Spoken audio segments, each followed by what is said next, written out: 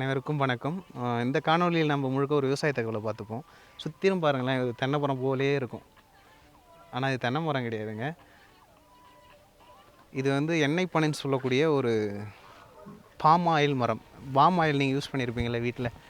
அதாவது விலை மலிவாக கிடைக்கக்கூடிய ஒரு எண்ணெய். அதாவது விலை மலிவு கிடையாது, அதுவும் ஒரு குறிப்பிட்ட விலை தான். இது வந்து ஈஸியாக, அதாவது எளிதாக கிடைக்கக்கூடிய ஒரு எண்ணெய். கையில் பாருங்கள், இதுதான் பாம் ஆயில். இது வந்து உதிர்ந்து போனது. நம்ம மரத்தில் இருக்கும்போது நம்மளுக்கு இது போல் தான் ஒரு கொலையாக வந்து அதுக்கப்புறம் நம்ம அறுவடை பண்ணுற போல் இருக்கும். இது பழுத்து இந்த ஸ்டேஜ் எல்லோ கலர் ஸ்டேஜ் வந்ததுக்கப்புறம் அந்த கொலையை அறுத்துட்டு அதுக்கப்புறம் அதுக்கான ஒரு ஸ்டேஜ் எடுத்து வந்து தான் பண்ணுவாங்க. இது ஃபுல்லாக சின்ன மரங்கள். இது வந்து விவசாயிகள் பொறுத்த வரைக்கும் ஒரு ஒரு 2.5 ஏக்கர் இருக்குதுன்னா, அதாவது ஒரு ஹெக்டர் இருக்குன்னா இந்த விவசாயத்தை நம்ம பண்ணத்துக்கு தகுதியாக மாறுவோம். அதாவது ஏன் அப்படி சொல்கிறேன்னா, நம்ம வேளாண்மை துறை வந்து 2.5 ஏக்கர் இருக்கிற ஒரு நிலத்தை தான் இதை வந்து கையகப்படுத்தி இதை நம்ம மானியத்தில் இதை விவசாயம் பண்ணத்துக்கு அப்ரூவல் கொடுப்பாங்க.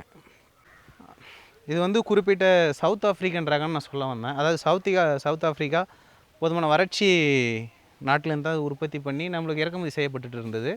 இப்போ நம்ம இந்தியாவில் கவர்மெண்ட், அதாவது சென்ட்ரல் கவர்மெண்ட் ஸ்கீமில் வந்து இது அதிகமாக இம்பார்ட்டன்ஸ் கொடுக்குறாங்க. என்ன போல் இம்பார்ட்டன்ஸ்னால், கிட்டத்தட்ட வந்து இதுக்கான மானியமும் கொடுக்கப்படுது, இது வந்து ஃப்ரீயாகவும் இதுக்கான கண்ணும் கொடுக்கப்படுது. அதாவது நம்ம தோட்டக்கலைத்துறை நம்ம போயிட்டு நம்ம ஒரு வட்டத்துக்கும், அதாவது தனியாக பிடிஓ ஆஃபீஸில் தோட்டக்கலைத்துறை கொடுத்துருப்பாங்க. அவங்கக்கிட்ட நீங்கள் கான்டாக்ட் பண்ணாலே வந்து நீங்கள் உங்களுக்கான எல்லா ஃபெசிலிட்டியும் அவங்களே செஞ்சு கொடுத்துருவாங்க.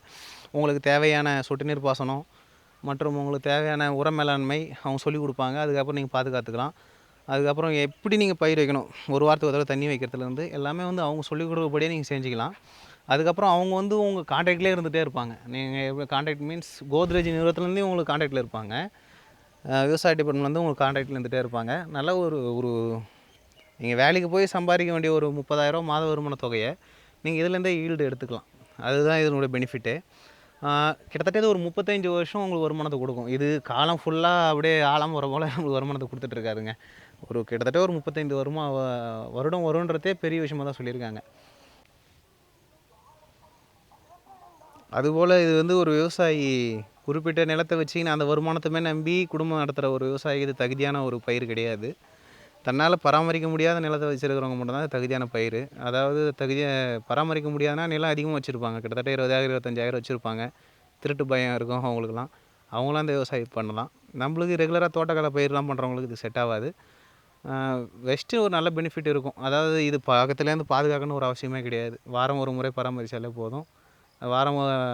மாதத்திற்கு 3 தடவை அறுவடை பண்ணுற மாதிரி இருக்கும். இது போதுமான வருமானத்தை கொடுக்கும். அதாவது இது பயிர் வச்சு நஷ்டமானவங்க கிடையாது. ஏன்னா இது பராமரிப்பு செலவு கம்மி. அதாவது உர மேலாண்மை இருக்குது. இதுக்கு தேவையான உரம் கொடுத்தா தான் உங்களுக்கான பலனை கொடுக்கும். அதுபோல் ஒரு நல்ல ஒரு விவசாயம் தாங்க இது. இந்த காணொலி ரொம்ப பிடிக்கும்னு நினைக்கிறேன்.